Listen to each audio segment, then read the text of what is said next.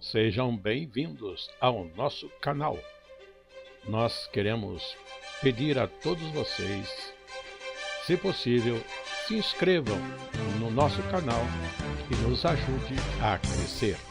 Também não esqueça de deixar ao final o seu like, se gostou ou não gostou do nosso estudo.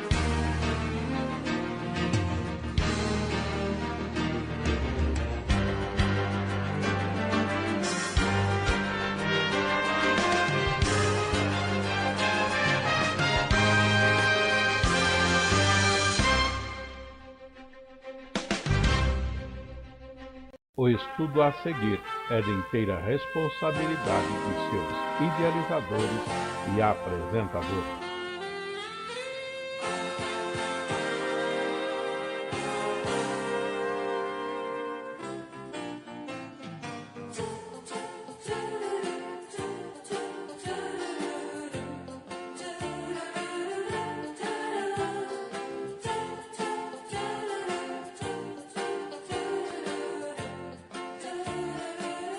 Nosso assunto hoje, nós queremos estar conversando a respeito da humildade e da soberba.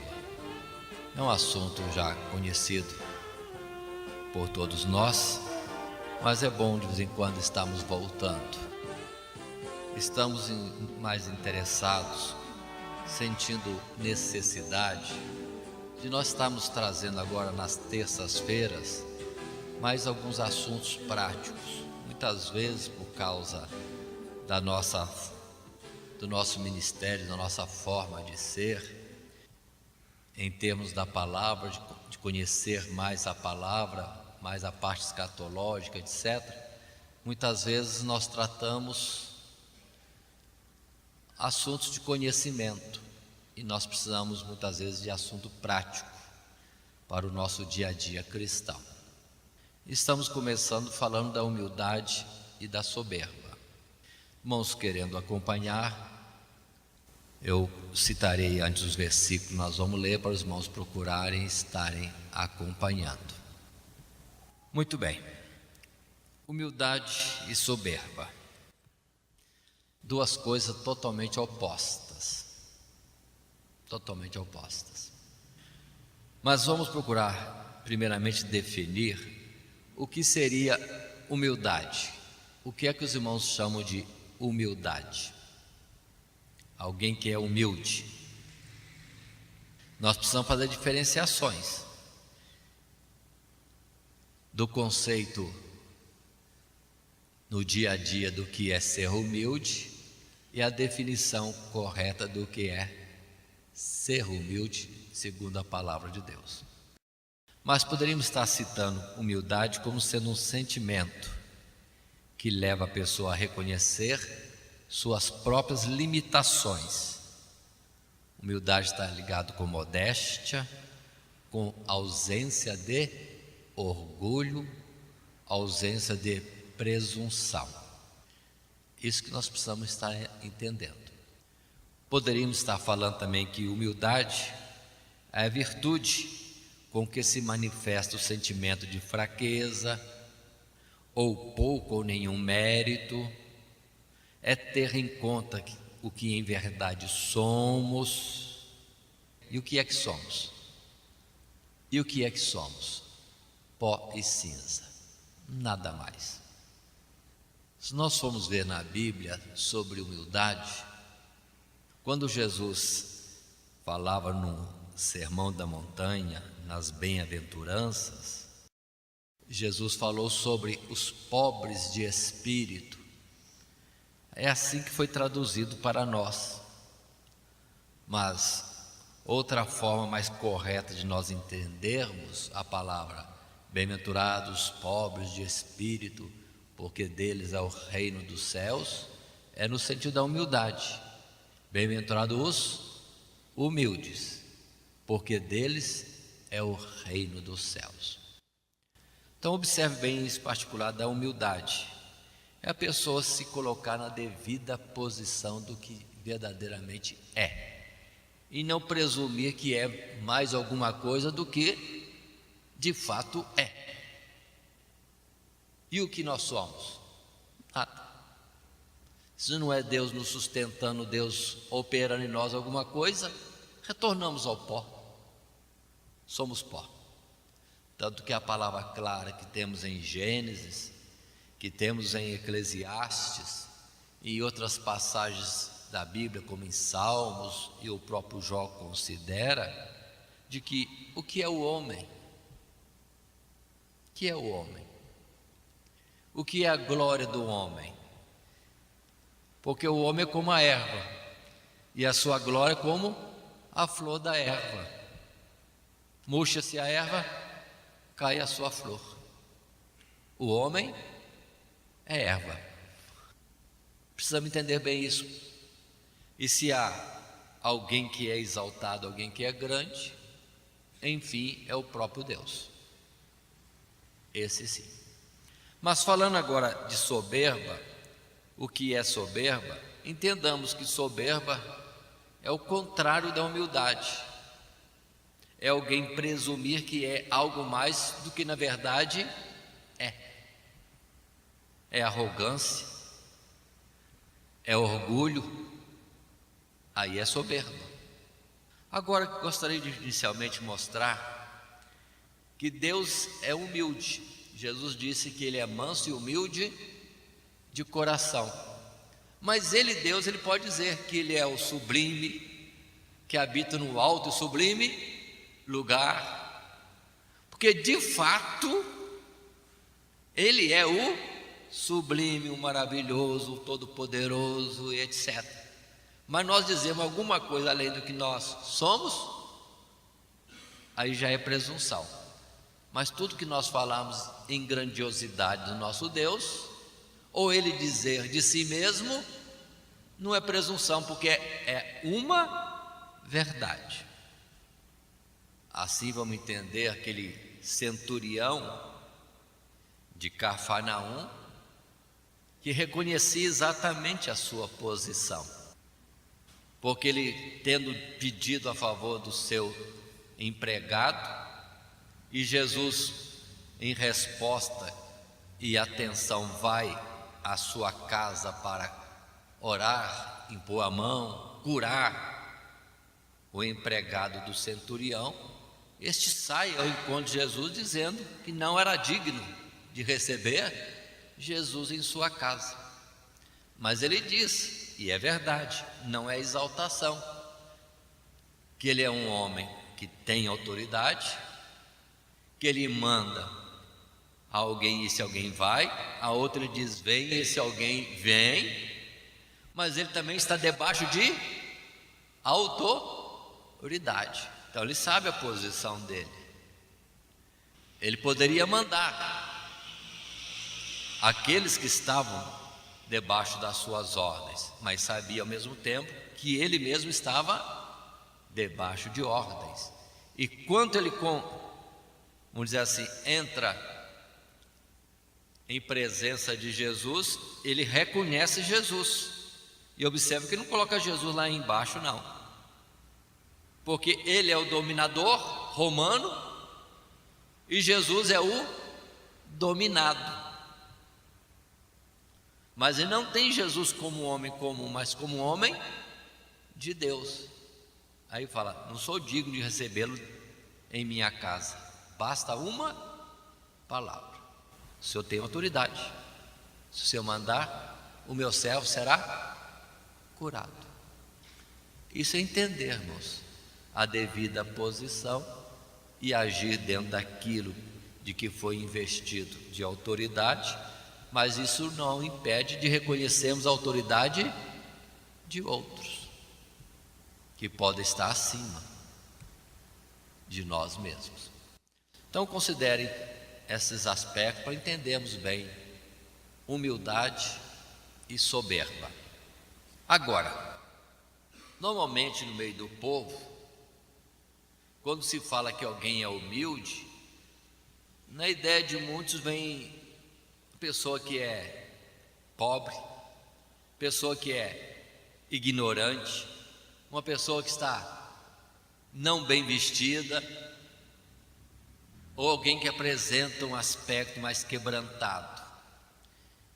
Isso são aparências externas. Não quer dizer que seja naturalmente uma humildade. Não quer dizer.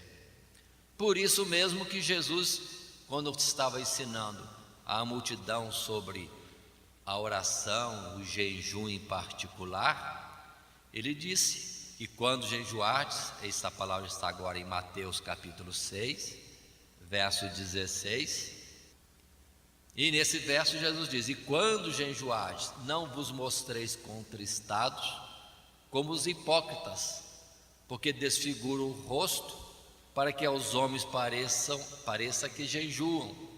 Em verdade vos digo que já receberam o seu galardão.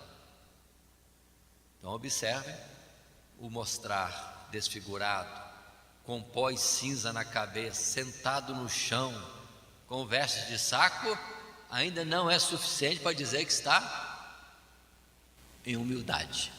Não é suficiente. Não é suficiente. E observe que muitas vezes temos isso. Mas a humildade, na verdade, tem que partir lá do coração, algo próprio com Deus.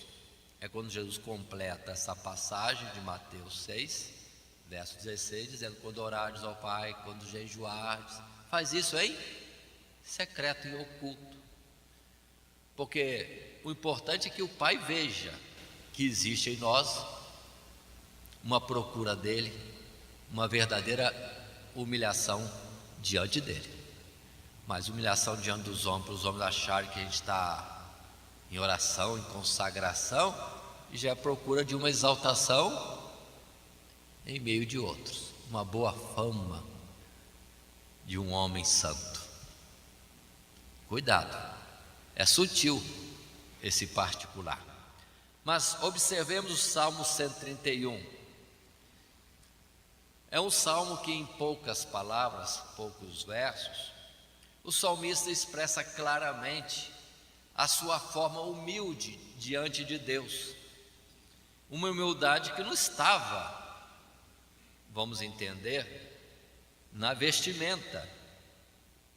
Ainda mais que quem compunha este salmo era o próprio rei Davi.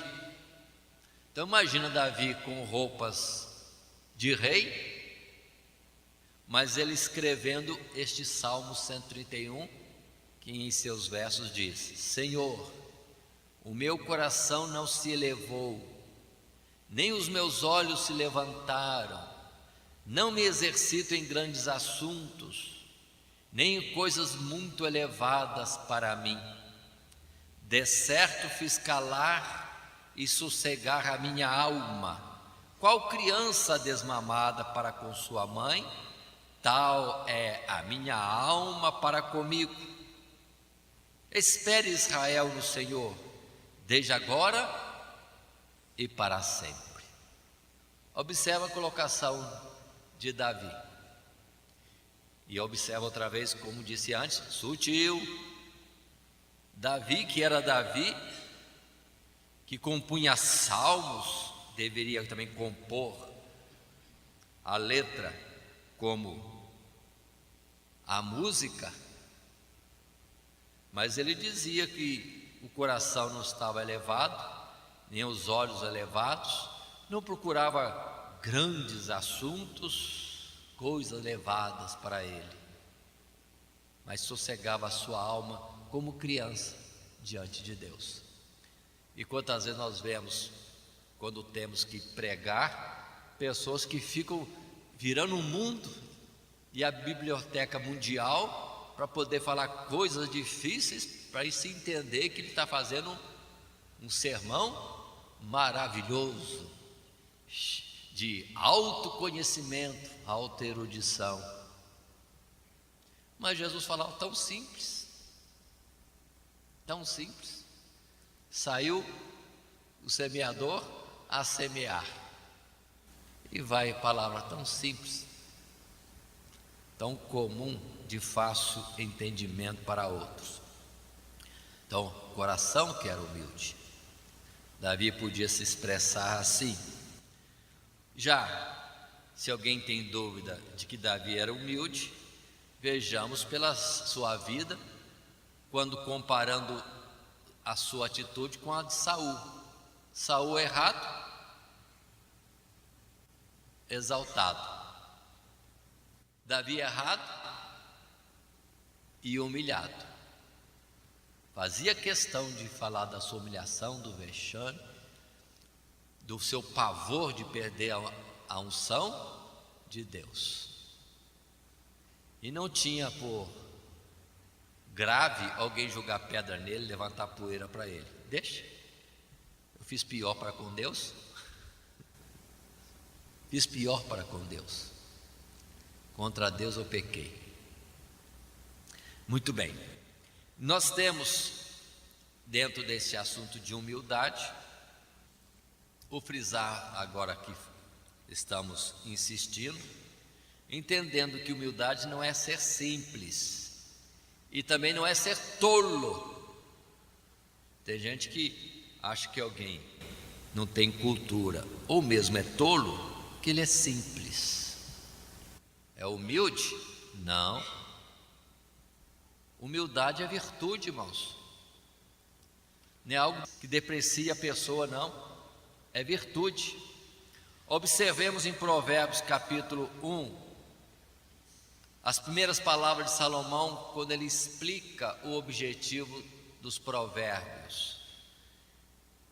Os primeiros 4 versos de Provérbios, Salomão diz assim: Provérbios de Salomão, filho de Davi, rei de Israel, para se conhecer a sabedoria e a instrução, para se entenderem as palavras da prudência, para se receber a instrução do entendimento, a justiça, o juízo e a iniquidade, para dar aos simples prudência e aos jovens conhecimento e bom siso. Agora, juntando com o capítulo 11, verso 2: vindo a soberba, virá também a afronta, mas com os humildes está a sabedoria. Então, quando Salomão escreveu, é para o simples deixar de ser simples e o tolo deixar de ser tolo. Mas quando no capítulo 11, verso 2, ele fala: com os humildes está a sabedoria, diz assim ele, tomemos com nossas palavras, que quem é humilde é sábio. Quem verdadeiramente tem sabedoria, escolhe o caminho da humildade. Aí está a razão, pelo que não podemos confundir o entendimento correto de humildade, ficando num modo popular com que muitos entendem humilde: pobreza, ignorância, falta de sabedoria. Opa, não. Humilde, quem é humilde é sábio. Continuando um pouco mais, nós temos por toda a Sagrada Escrituras, naturalmente, muitas palavras de orientação, de ensinamento quanto a ser humilde. Que nós diríamos do próprio Senhor Jesus, ele instruindo os discípulos sobre a humildade. Um dos pontos máximos foi quando ele estava perto da morte, vamos dizer, na véspera, ou, na verdade, considerando o horário judaico, já estava no dia da sua morte, porque já era noite de quinta-feira.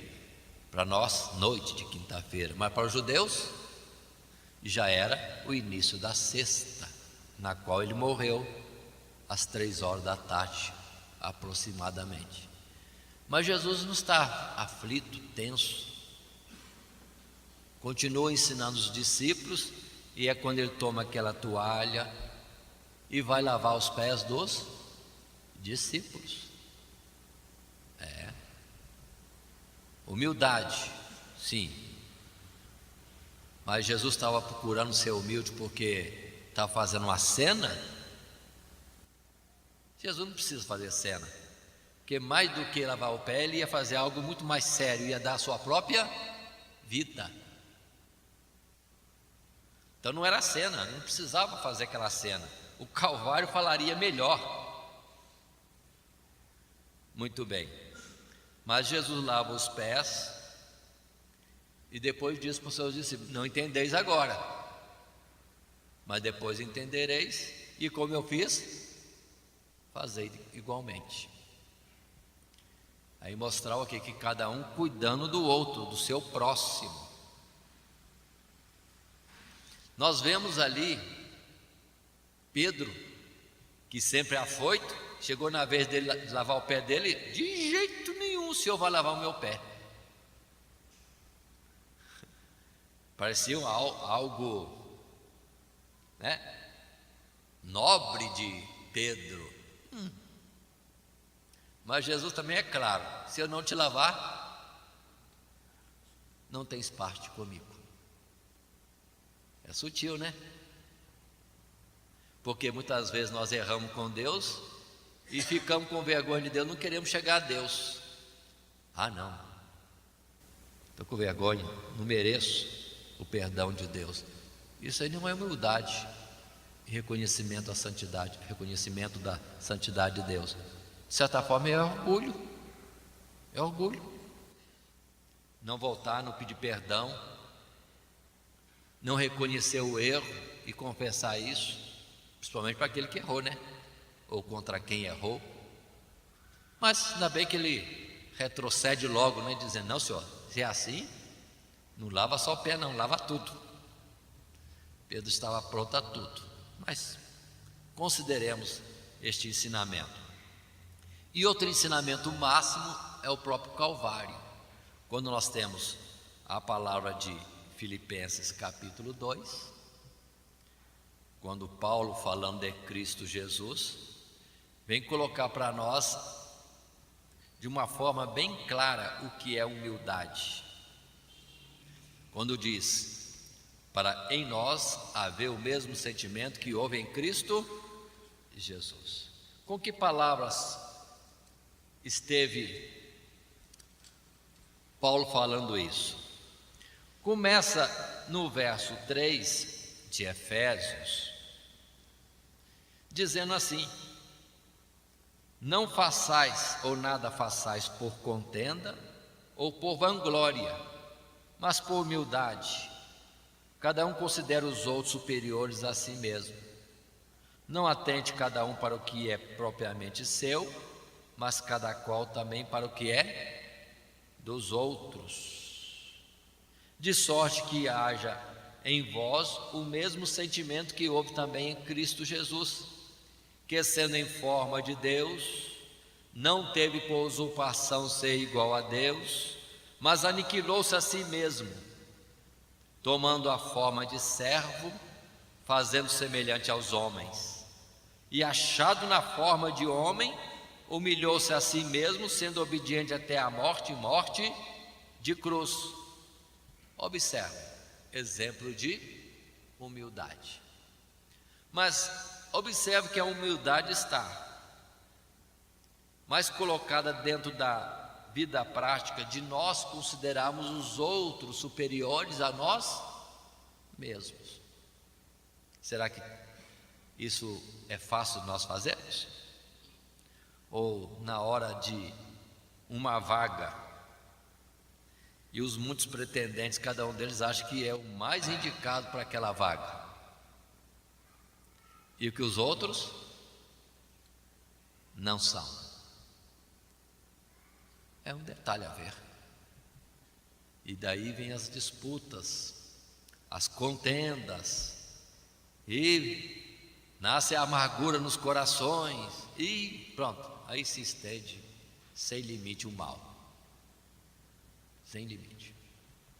Mas continuemos um pouco mais.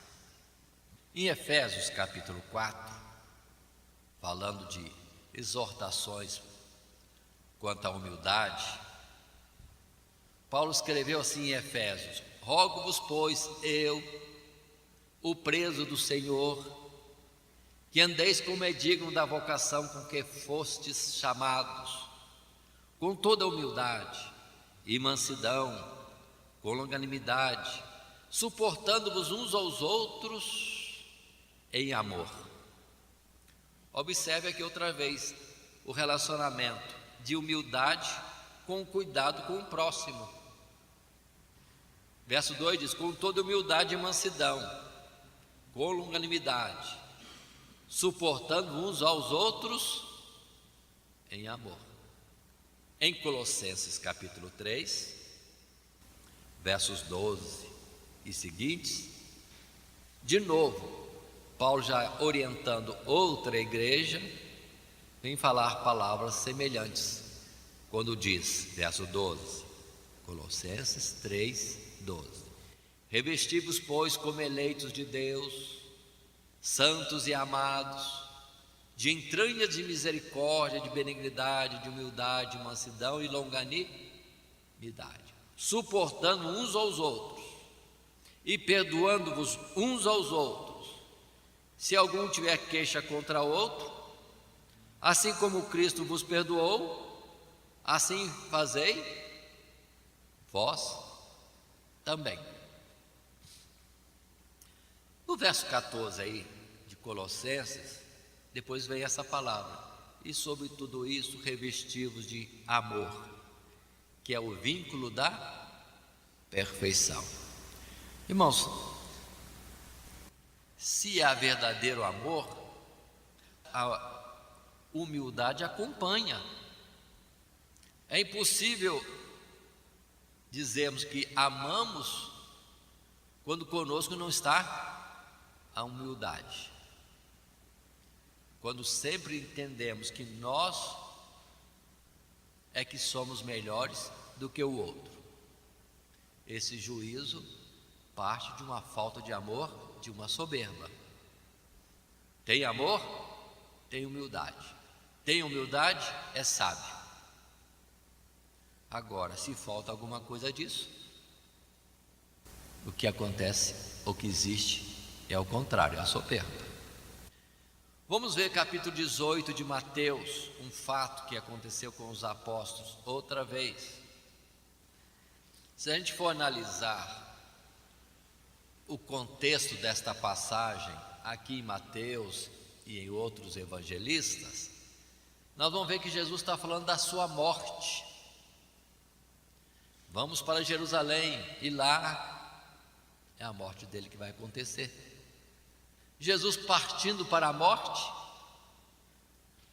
e os apóstolos, verso 1 do capítulo 18 de Mateus: naquela mesma hora chegaram os discípulos ao pé de Jesus, dizendo: quem é o maior no reino dos céus? Por que estavam procurando saber quem é o maior no reino dos céus?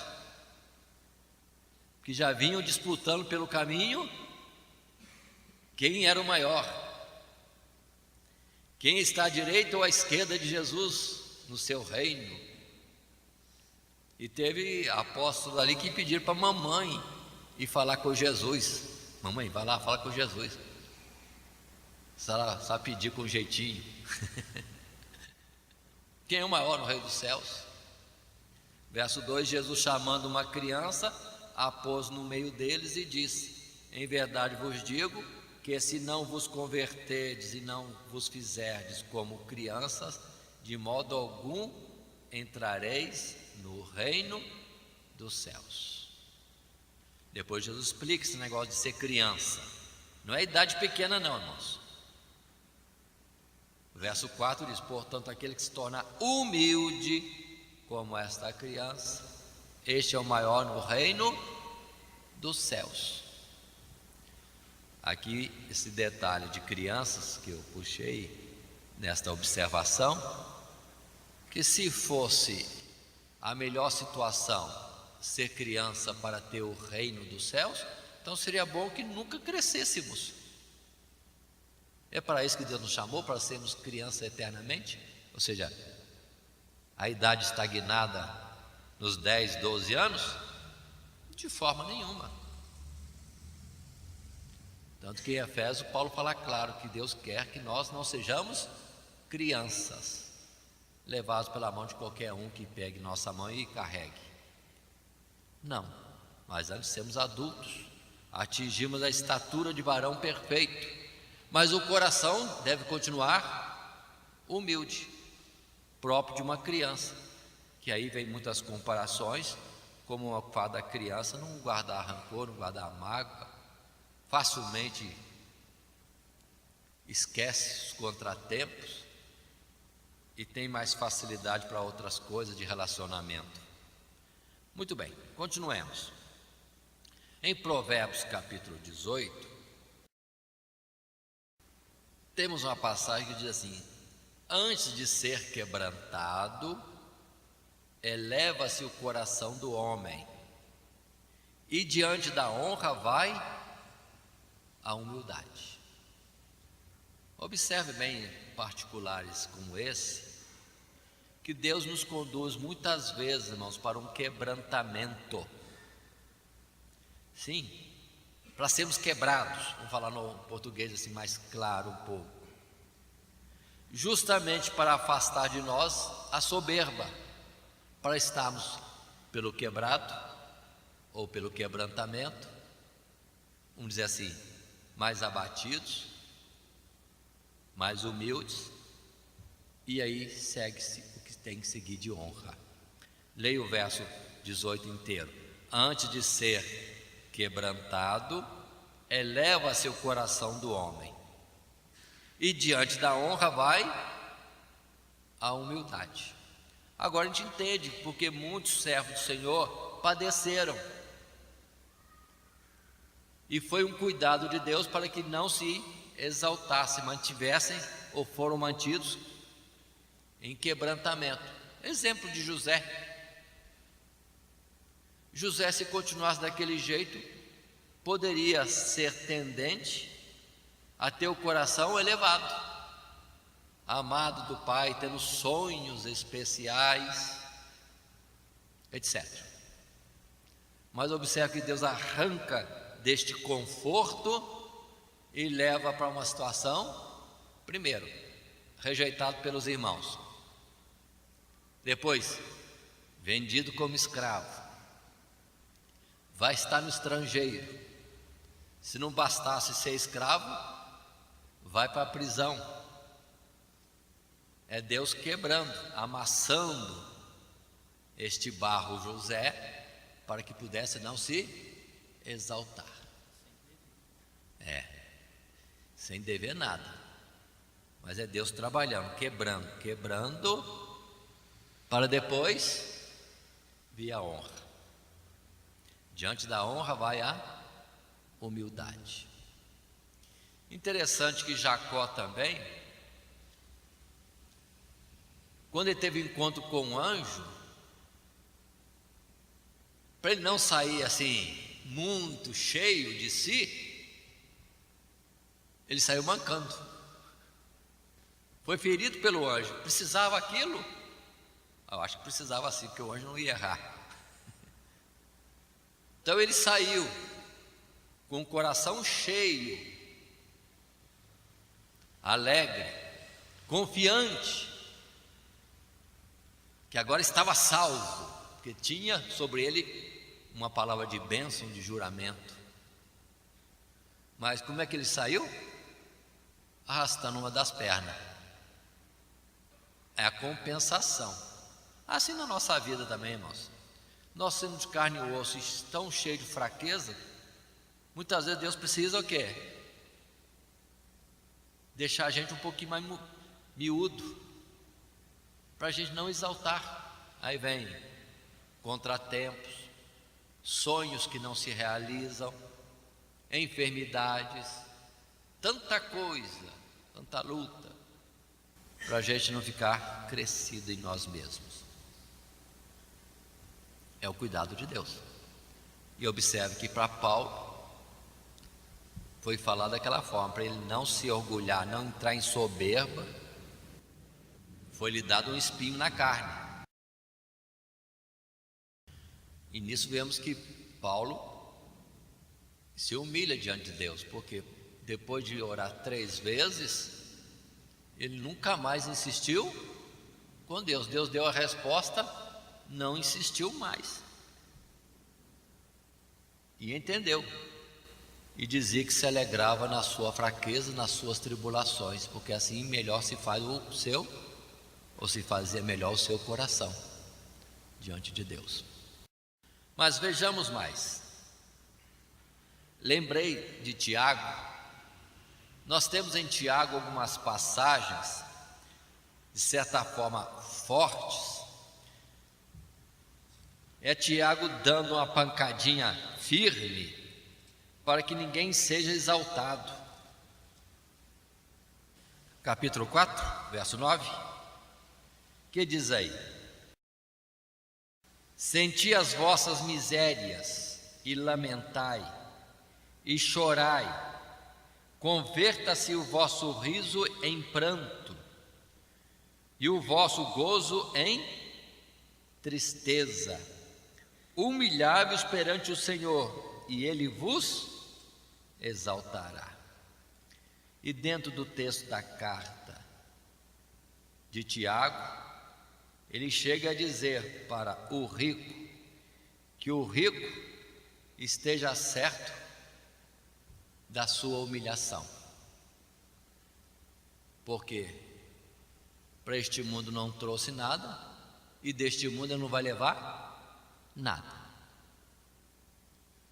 Quando o Tiago fala assim, está instruindo aqueles que são ricos para não estarem soberbos, orgulhosos, presumirem alguma coisa de si mesmo pela riqueza, mas ao contrário, saber que as riquezas serão como podridão e vão falar em testemunho contra eles no dia do juízo.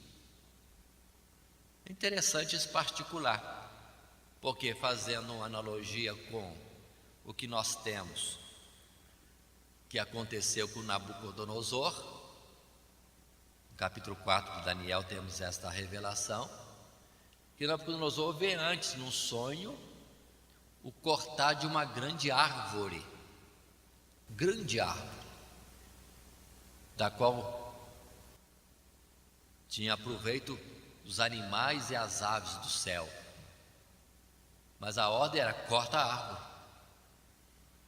E Daniel, falando com o rei, vem falar claro com ele que a árvore era ele mesmo, o próprio rei Nabucodonosor, e que havia uma sentença de Deus sobre ele, dele ser cortado, quebrado, abatido. E é quando Daniel tem essa ousadia de orientar o rei no comportamento que ele deveria ter, quando diz assim,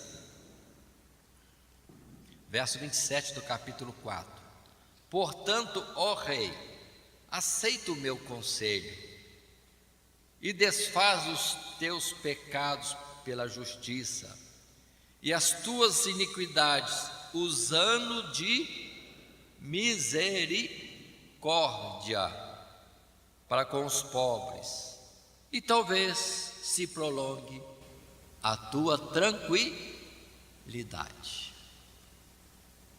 Então observe como o Tiago, para o rico entender que não tem que se orgulhar na riqueza, porque ao contrário, a riqueza poderá falar contra ele no dia do juízo. Para Nabucodonosor, uma das formas dele se humilhar diante de Deus pela sua exaltação, o que estava já prestes a ser corrigido, que ele tivesse alguns cuidados. Um dele, observe bem, esta palavra: lembrar dos pobres. Lembrar dos pobres. Usar de misericórdia. Muito bem. Continuando um pouco mais, falando agora um pouco do contrário, a soberba, o perigo de ser exaltado, presunçoso. Nós temos esse modelo para nós, irmãos, claramente em Satanás. É isso que nós podemos estar lendo em Ezequiel, no capítulo 28, ou em Isaías, capítulo 14. Vou ler primeiramente Ezequiel 28, verso 14, quando diz a palavra: Tu eras querubim ungido para proteger, e te estabeleci. No monte santo de Deus estavas, no meio das pedras afogueadas andavas. Perfeito eras nos teus caminhos, desde o dia em que foste criado até que se achou iniquidade em ti. Na multiplicação do teu comércio se encheu o teu interior de violência, e pecaste, pelo que te lançarei profanado fora do monte de Deus, e te farei perecer, ó querubim protetor, entre pedras afogueadas.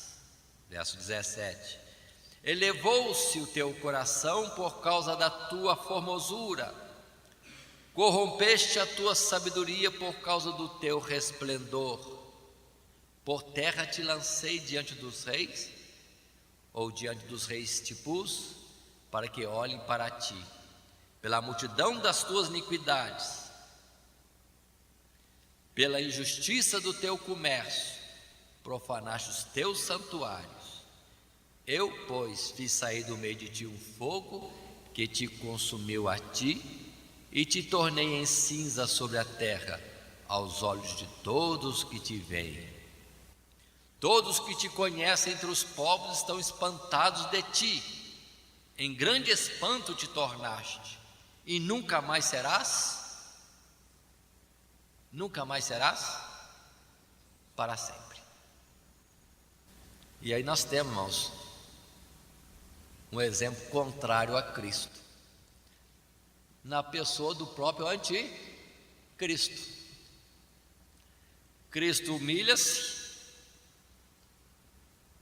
dando glória a Deus, e até a situação de morte vergonhosa, enquanto que um outro, que era criatura entre outras criaturas, se eleva.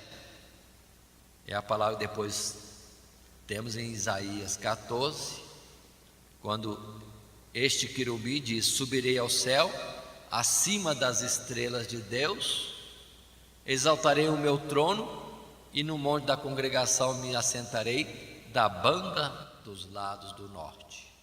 Subirei acima das mais altas nuvens, e serei semelhante ao Altíssimo.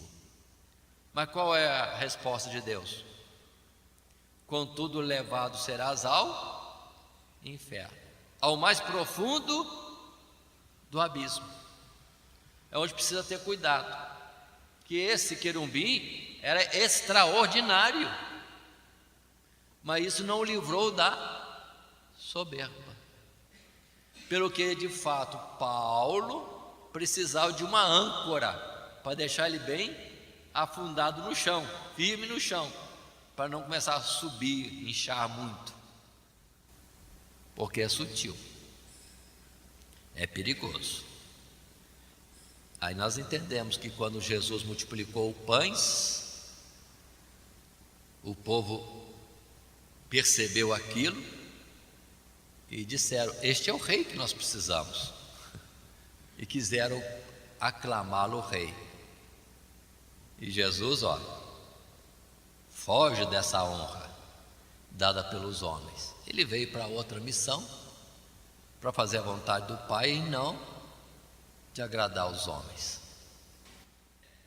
Mas um detalhe que eu quero salientar, que a gente observa pela Escritura, e talvez na vida prática nós tenhamos também muitos exemplos, é que quando a pessoa é soberba, ela é levada à violência.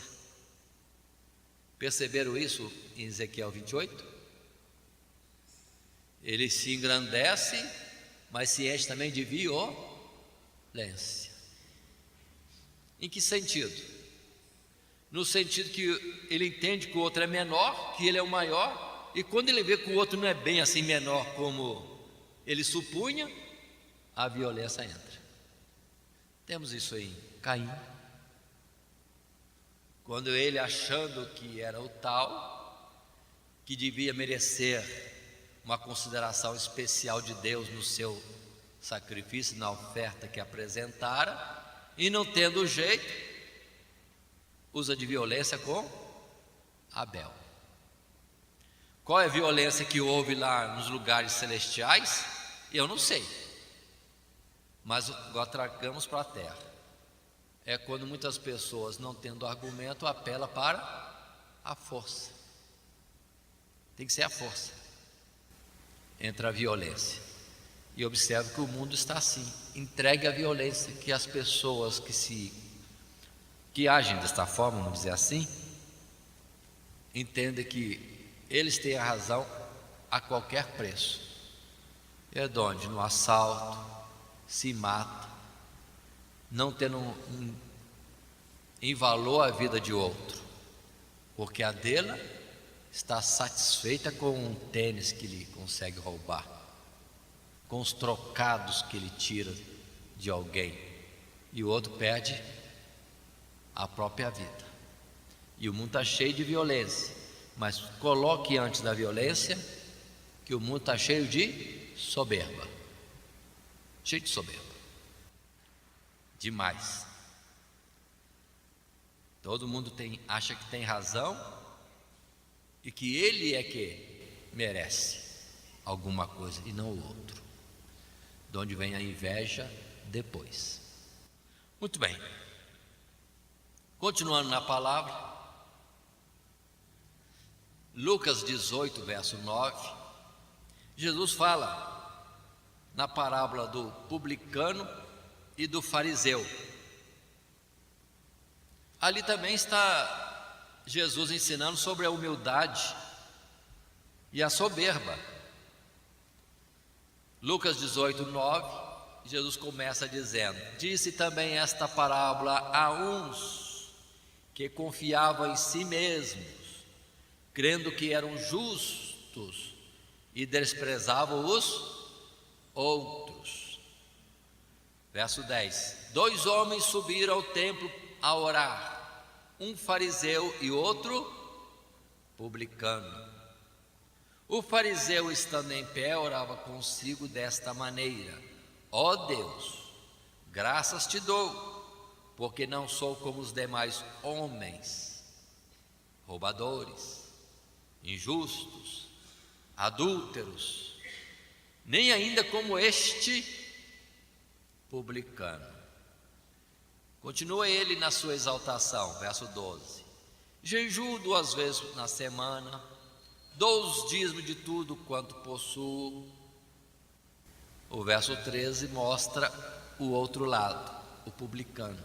Jesus diz: o publicano, porém, estando em pé de longe, nem ainda queria levantar os olhos ao céu, mas batia no peito dizendo: ó Deus, tem misericórdia de mim, pecador.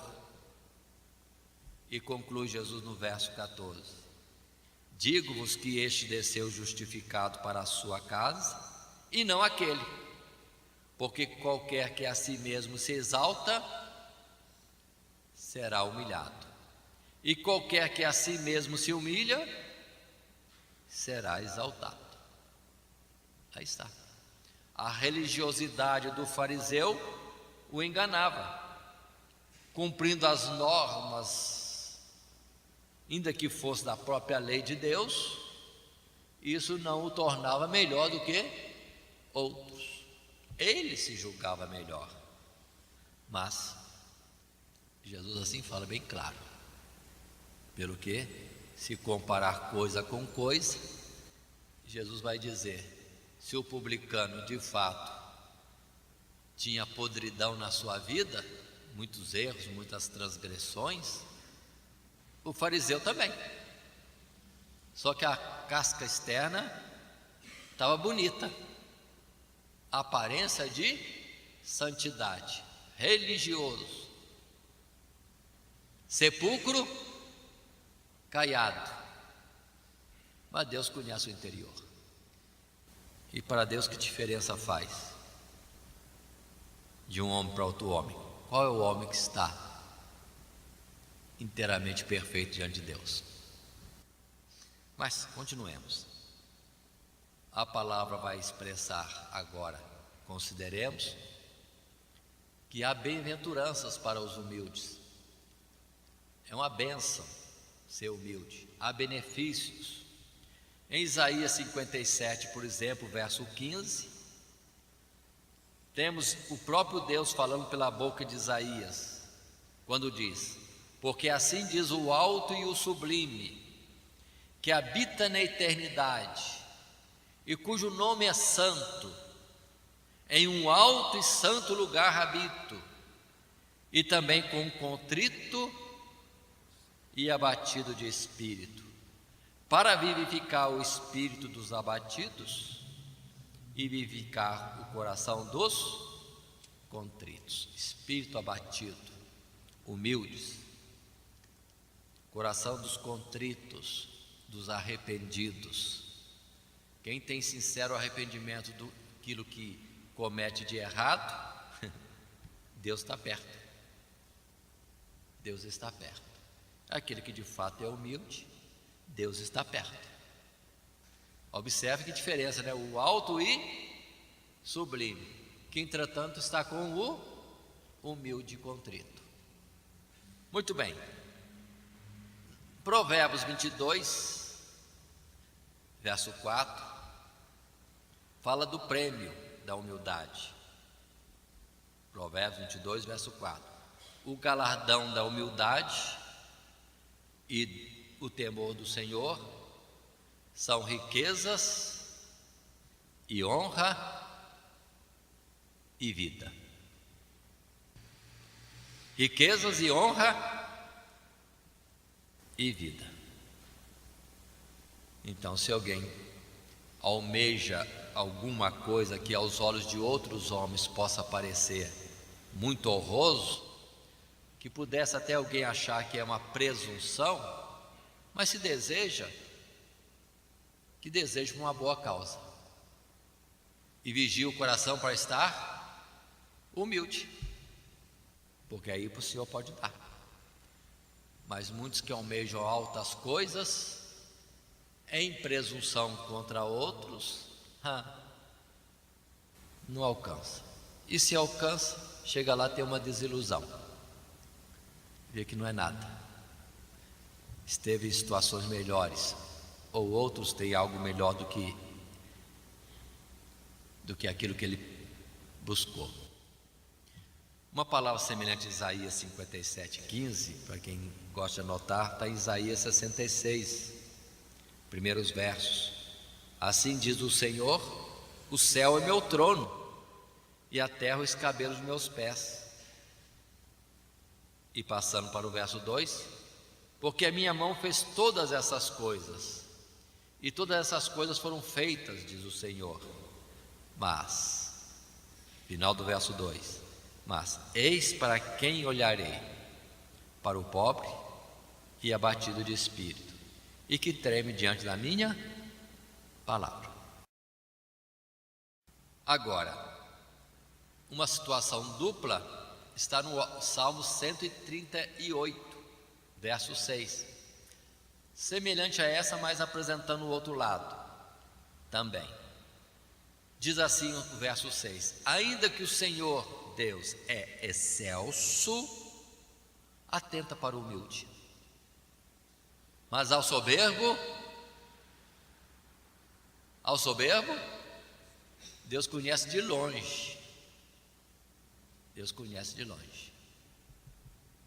Irmãos, é interessante considerarmos esses pontos e atentar que há muitas coisas que no dia a dia pode nos acontecer, pelo que devemos estar vigiando. Em Deuteronômio capítulo 17, verso 8, nós temos Moisés da parte de Deus dando ordens. Uma das ordens das coisas de Deus é que quando alguma coisa for difícil em juízo, em pendências,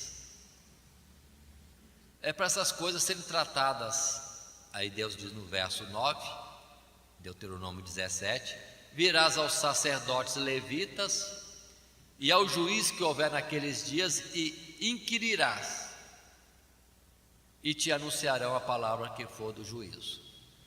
Quando tiver alguma coisa difícil de resolver, primeira coisa é ir na casa de Deus. E aí, entre os que servem ao Senhor, perguntar, buscar uma resposta, uma orientação. Mas atenção ao verso 10: e farás conforme o mandado da palavra, que te anunciarão no lugar que escolheu o Senhor, e terás cuidado de fazer conforme tudo o que te ensinarem, conforme o mandado da lei que te ensinarem, e conforme o juízo que te disserem, farás da palavra que te anunciarem, ou da palavra que te anunciarem, te não desviarás, nem para a direita e nem para a esquerda. Mas continua a mensagem, verso 12: o homem, pois, que se houver soberbamente, não dando ouvidos ao sacerdote que está ali para servir ao Senhor teu Deus, nem ao juiz, o tal homem morrerá, e tirarás o mal de Israel, para que todo o povo ouça e tema, e nunca mais se ensoberbeça. Então observe, irmãos, o que é sério quando se trata em conjunto alguma coisa, ainda mais na presença de Deus. Não pode desobedecer e alterar, é aquilo que tem que realizar.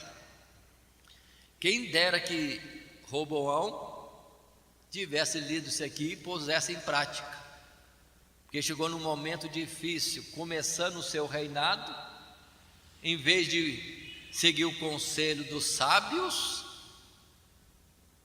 ficou em presunção, em exaltação, baseando a solução da questão em jovens que cresceram com ele. Soberba,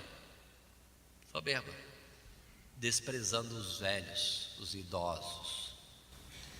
Cuidado, precisa ter cuidado. Esse negócio de desprezar os anciãos, Deus me livre, é um perigo. Porque muitos anciãos, irmãos, podem não poder fazer algumas coisas, não ter fôlego para algumas ações, nem raciocínio mais, nem mente mais. Mas, entretanto, tem que saber da unção de Deus sobre ele, porque senão as coisas ficam apertadas. A gente pode observar isso quando nós temos a citação de Pedro, quando vai falar sobre a humildade, fala dos jovens terem em conta os anciãos. Quando Paulo vai ensinar Timóteo a procedimentos na igreja, um dos pontos é, os anciãos, se tiver que repreender, corrigir, como se fosse a paz, com todo o cuidado. Fala assim porque precisa ter cuidado, mas que muitas vezes nós vemos em liderança de igreja pessoas lá que assumem a igreja e arranca os velhos tudo, manda todo mundo entrar na aposentadoria e coloca só os jovens, porque entende que os jovens é que tem ânimo e vigor para conduzir um grupo. Olha, cuidado, que às vezes a oração do velho dê mais certo do que todo o esforço do mais novo. Então é cuidado, não podemos escapar disso não, ou fugir desse entendimento e da prática desse cuidado. Mas vamos em frente. Queria falar ainda sobre um ponto último, sutil. Em 2 Reis, capítulo 20, quem não conhece Ezequias, rei de Jerusalém, no reino de Judá, a gente só ouve falar bem de Ezequias. E ele era uma pessoa sincera, servia a Deus com sinceridade. Ficou enfermo, já tem a orientação de Deus pelo profeta Isaías: olha, você está partindo. Já ordena tudo na sua vida, porque já está partindo. Ele chora, ora ao Senhor, e o Senhor imediatamente manda a resposta: está bem, eu ouvi a sua oração, vou acrescentar 15 anos. No capítulo 20, verso 12, nós temos uma coisa simples. Um rei de Babilônia manda mensageiros para congratular-se com Ezequias, ou expressar a sua satisfação na cura que ele obteve. E Ezequias ficou, vamos dizer assim, muito enobrecido de ver alguém de um país tão distante como Babilônia para vir trazer para ele um cumprimento, saudações, felicitá-lo pela cura. E o ato que ele faz é abre a sua casa, abre os seus tesouros e vai mostrando para aquele qual é a sua grandeza. O que tem nisso? Parece que não tem nada, mas é no pontinho da Bíblia que a gente vai ver algo diferente. Esse fato nós vemos aqui em 2 Reis capítulo 20, verso 12 e versos que seguem. Mas lá em Crônicas, quem abriu em Reis pode deixar aberto, abrindo agora em Crônicas, 2 Crônicas 32, verso 24, quando se diz: naqueles dias Ezequias adoeceu de morte e orou ao Senhor, o qual lhe falou e lhe deu um sinal, mas não correspondeu Ezequias ao benefício que se lhe fez, porque o seu coração se exaltou, pelo que veio grande indignação sobre ele e sobre o Judá e Jerusalém. Felizmente o verso 26 vai dizer mais: e Ezequias, porém, se humilhou pela soberba do seu coração, ele e os habitantes de Jerusalém, e a grande indignação do Senhor não veio sobre eles nos dias de Ezequias. Mas voltando a 2 Reis capítulo 20, a partir do verso 14, temos que, saindo os mensageiros de Babilônia, chega o profeta Isaías, e já vem com as perguntas: quem é que esteve aqui? O que aconteceu na vinda deles? E o rei simples dizendo: não, eu mostrei toda a minha grandeza. Não está escrito nessas palavras, mas estou querendo frisar. Mostrei tudo que tem, os meus tesouros. No verso 17 ou 16 e 17, Isaías diz assim: então disse Isaías a Ezequias: ouve a palavra do Senhor.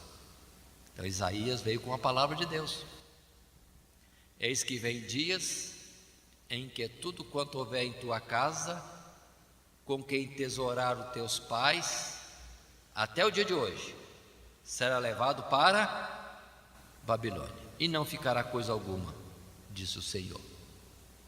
Se ele estava inchado, orgulhoso da sua riqueza, porque Deus deu, mas Isaías já joga um balde de água fria: tudo isso vai ser levado para Babilônia. E quando em outro ponto da Bíblia vai se comentar alguma coisa da vida de Ezequias, fala de Ezequias que comportou bem, exceto no caso dos mensageiros de Babilônia. Então, irmãos, aí está. O nosso assunto tem sido esse. A palavra de Deus nos orienta muito a respeito da humildade e da soberba. Davi, orando ao Senhor no Salmo, pede a Deus que o livre do caminho da soberba, porque assim estaria livre de grande mal. E eu deixo para os irmãos, encerrando essa nossa fala no dia de hoje, a palavra de Pedro na primeira carta dele, no capítulo 5, quando no verso 5, ele dirigindo aos jovens, orientando um ponto entre outros, diz: semelhantemente vós, jovens, sede sujeitos aos anciãos, e sede todos sujeitos uns aos outros, e revesti-vos de humildade, porque Deus resiste aos soberbos, mas dá graça aos humildes. Humilhai-vos, pois, debaixo da potente mão de Deus, para que a seu tempo vos exalte, lançando sobre ele toda a vossa ansiedade, porque ele tem cuidado de vós. E continua mais alguma exortação. Assim, lembremos, o modelo perfeito para nós de humildade está em Cristo Jesus. E como diz Filipenses, age em nós o mesmo sentimento. E Deus, na verdade, pode nos ensinar, vigiando nosso coração, porque Jeremias já disse: enganoso é o coração do homem. Porque às vezes muitos se ensoberbecem querendo parecer humildes, ou buscando humildade, quando buscam a humildade para se sentirem melhores que outros, aí já houve um erro. Mas a humildade é sabedoria e é uma expressão do amor. Que Deus nos abençoe, Cristo Jesus. Amém. Todo dia, toda hora, muito mais prazer em ouvir. Radionet Grata Nova. Web Rádio, a qualidade que faz a diferença, cada vez mais necessária. Rede Grata Nova de Evangelização. Acesse nosso site www.horadadecisão.com.br. Hora da Decisão, tudo junto, sem acento.